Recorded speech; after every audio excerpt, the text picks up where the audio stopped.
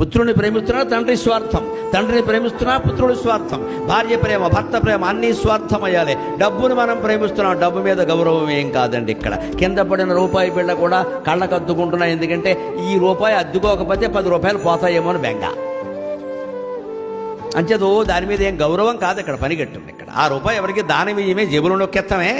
పోనీ కింద పడింది కదా అని ఎవరికైనా ఇస్తావా? అబ్బే ఇవ్వకూడదు, మన ఇంట్లోనే ఉండాలి. రత్నాలు హారాలు వజ్రాలు అన్నీ మన ఇంట్లో ఉండాలి. పనికి మాలినటువంటి రేకులు ఏమైనా ఉంటే బయటికి పోవాలి. దానం ఇస్తే అటువంటి సూచిస్తాం. అక్కడ మంచిది ఇవ్వద్దు, మంచిది మనం అట్టు పెట్టుకుందాం, అటు ఇటుగా ఉన్నది ఇచ్చేద్దాం.